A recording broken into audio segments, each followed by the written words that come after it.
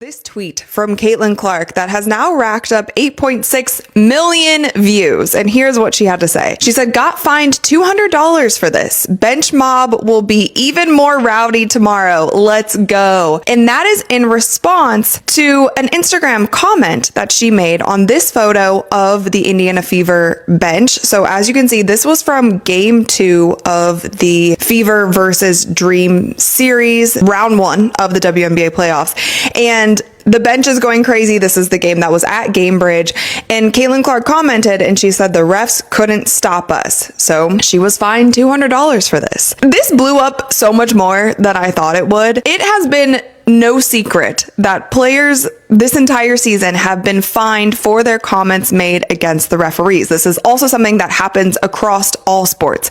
You can't blatantly come out and criticize the referees. Now, with this comment, it doesn't really seem like she was criticizing the referee. She just said refs couldn't stop us. And I feel like she was referring to the bench because they all were kind of like getting really hype and they ran on the floor a couple of times. And I feel like that's what she was referring to, not to the fact that the refs couldn't stop them, meaning the refs were making bad calls in the game. But nonetheless, she was fined $200. Sophie Cunningham was traded to the Indiana Fever for Nalissa Smith and a pick. Sophie honestly has a similar game to Lexi Hall. She is a tall guard who can shoot the three. She is nasty on defense. What I love about her is she brings this kind of spark and energy to the court. She is very feisty. She is not scared to go after it. And she, I feel like, will also act as an enforcer on this team. But Sophie is someone also, if you guys remember back at WNBA All-Star, there was this clip that was going viral where Sophie like grabbed Caitlin and was like, hey, do you want to come to Phoenix? And she has been very vocal in the media that she loves Caitlin Clark's game and she would love to play with her at some point.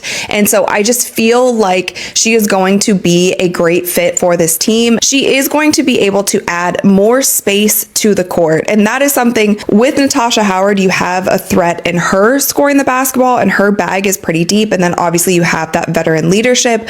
Obviously, we know that Kelsey Mitchell can score the ball. Aaliyah Boston is expanding her game and she's a threat inside. You have Caitlin Clark, but now you get someone like Sophie who is also going to just create so much more space on the floor.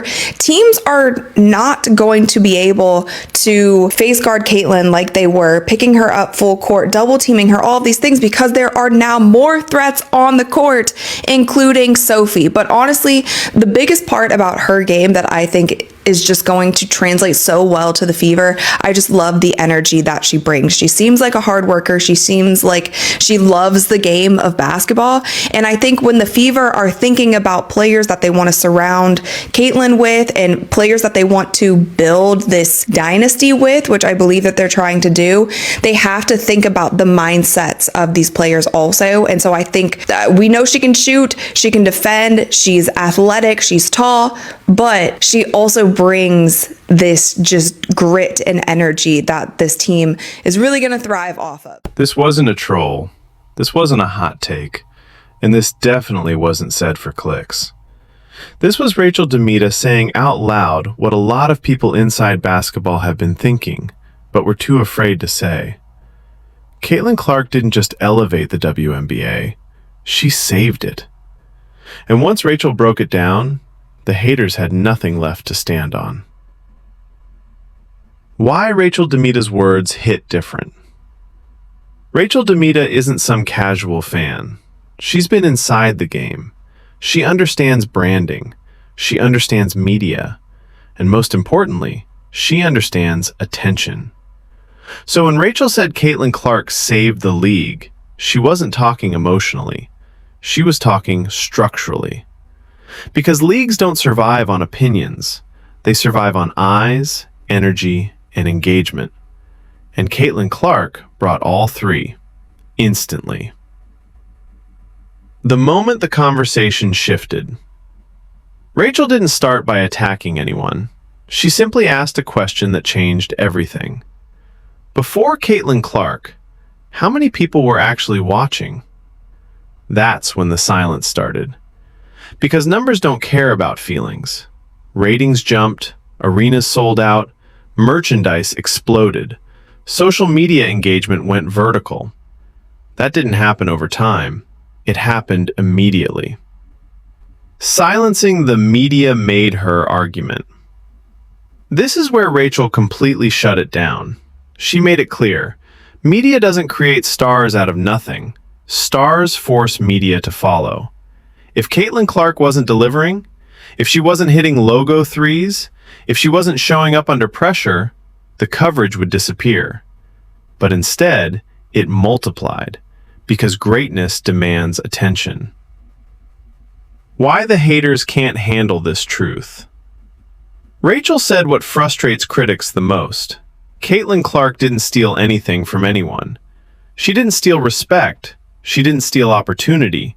She didn't steal spotlight. She generated value. And when value is created, everyone benefits, whether they like it or not. Higher ratings help contracts.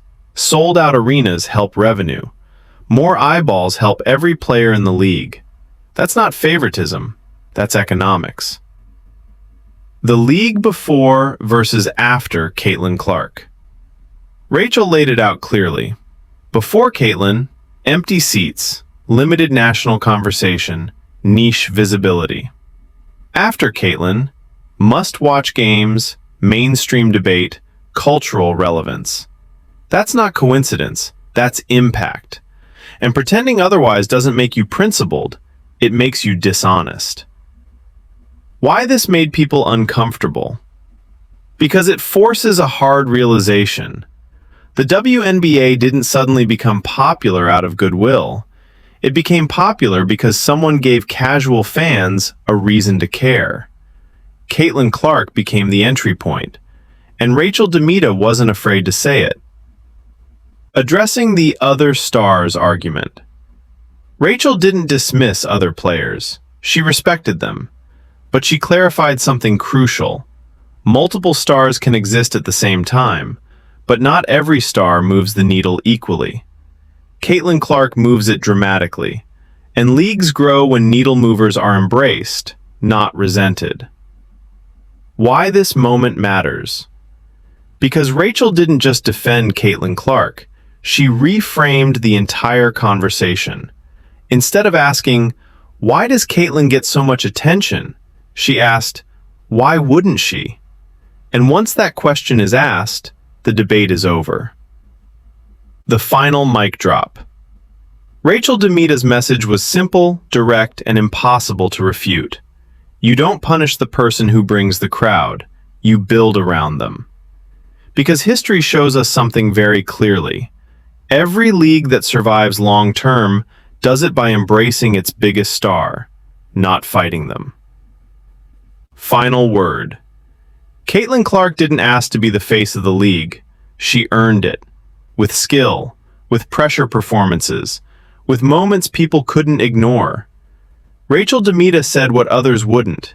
And in doing so, she didn't just silence the haters, she told the truth.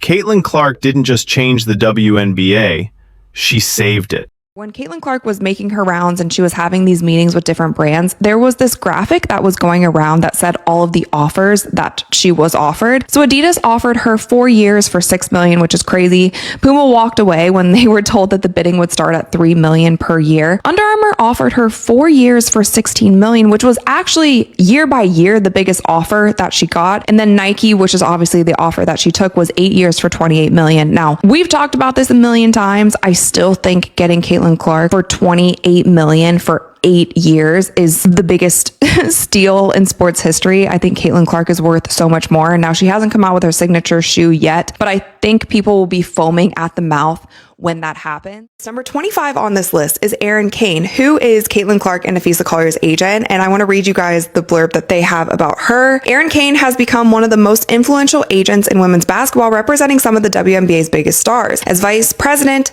at Excel Sports Management, she has a roster that includes Caitlin Clark, who secured a Nike deal worth a reported $28 million over 8 years. That's actual robbery. $28 million over 8 years for Caitlin Clark. That's one of the worst deals that we've seen. But we continue. Along with Nafisa Collier, Arike Ogunbowale, and softball icon Jenny Finch, Kane built her reputation by launching Octagon's WNBA practice and later founded the Clarion agency dedicated solely to women's sports. I just thought this was interesting because Erin Kane is on here because of Caitlin Clark. Caitlin Clark's number 4.